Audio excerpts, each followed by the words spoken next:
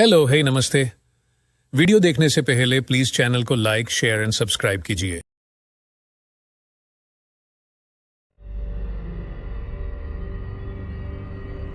College में गर्मियों की छुट्टियां होने पर राधिका और रोहन अपने दोस्त मनोज और शिल्पा के साथ परिवार के पुराने फार्म हाउस पर घूमने जाने का प्लान बनाते हैं। गाइस, तुम दोनों को वो फार्म हाउस बहुत पसंद आएगा। बचपन से ही वो मेरी और रोहन की सबसे पसंदीदा जगह रही है। पर मैंने तो इतने सालों में तुम्हारे मुंह से कभी फार्म हाउस का नाम तक नहीं सुना।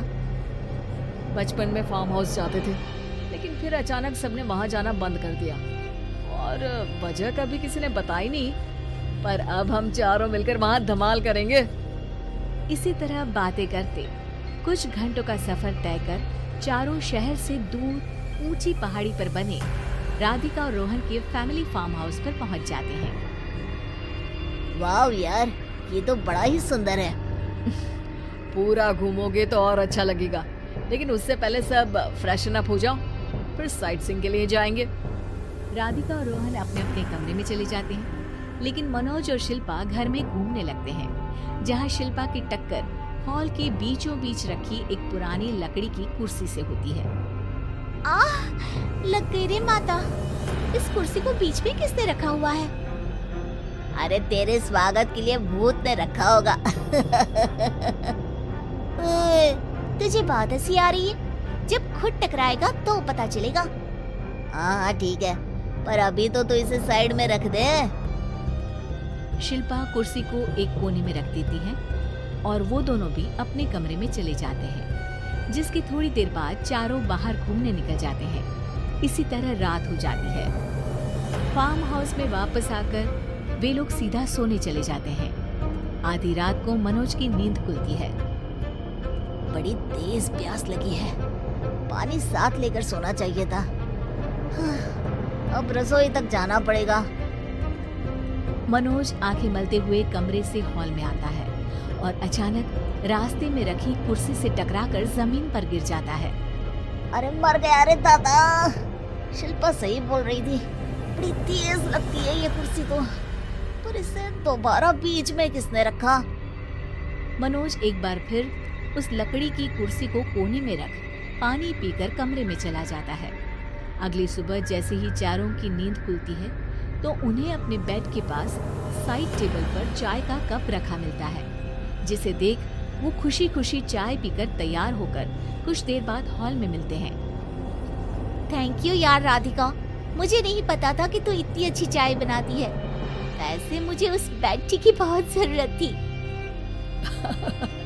ये और चाय, अरे इसे तो पानी तक उबालना नहीं आता।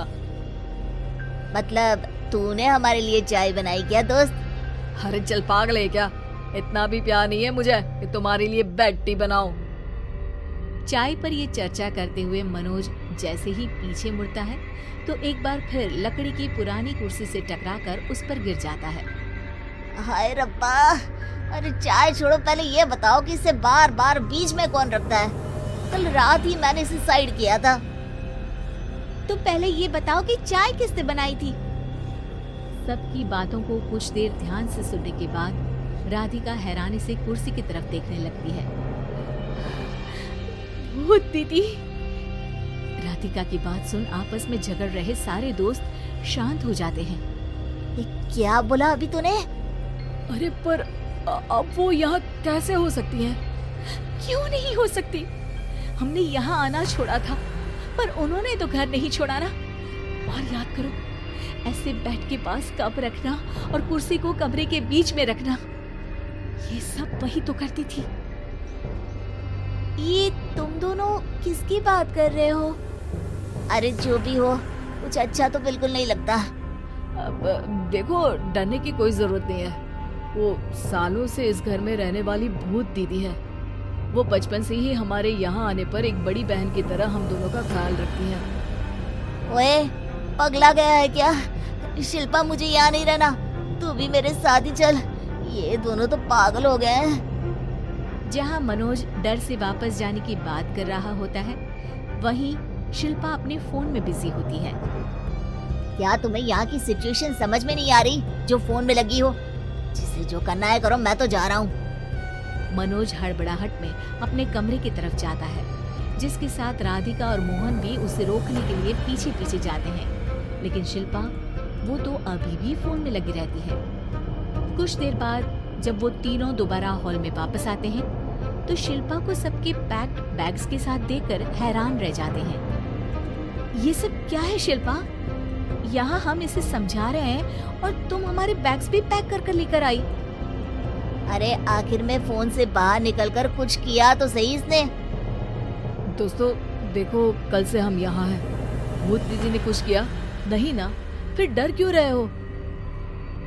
4 दिन और रुकोगे तो पता चलेगा कि क्या होगा। मतलब? इस पर शिल्पा उन तीनों को फार्म हाउस से बाहर लाकर फोन में पुरानी न्यूज का आर्टिकल दिखाती है। सालों पहले यहाँ रह रही औरत ने अपने दोनों बच्चों को सुबह सुबह दूध में जहर पिलाकर मार दिया और फिर हॉल में उस कुर्सी पर खड़े होकर खुद भी फांसी लगा ली थी। तुम्हारी बातों से मुझे इस केस की याद आ गई। गूगल किया तो पता चला कि ये वही फार्म हाउस है। अभी भी यहाँ रहना चाहते हो, जिससे कुछ दिनों में वो सबको थोड़ा थोड़ा जहर देकर मार दे। अरे पर ये दोनों तो बचपन से यहाँ आ रहे हैं, फिर इन्हें अभी तक कुछ क्यों नहीं हुआ? वो तो पापा बताते हैं कि हम आते थे। हाँ, और मुझे भी एक बार का ही याद है। वाह, और कहानियां तो ऐसे सुना रहे थे जैसे सदियों से यहीं रहते हो। तीनों ये बात कर ही रहे होते हैं कि अचानक फार्म हाउस में से एक आवाज सुनाई देती है। मैं यहाँ किसी को जिंदा नहीं रहने दूंगी, किसी को नहीं। बस ये सुनने की देर ही होती है कि चारों डर से कांपते हुए तुरंत कार में बैठकर वहां से भाग जाते हैं। इसे वीडियो देखने के लिए चैनल को लाइक, शेयर एंड सब्सक्राइब कीजिए ताकि और वीडियो बनाने के लिए मोटिवेशन मिलेगा।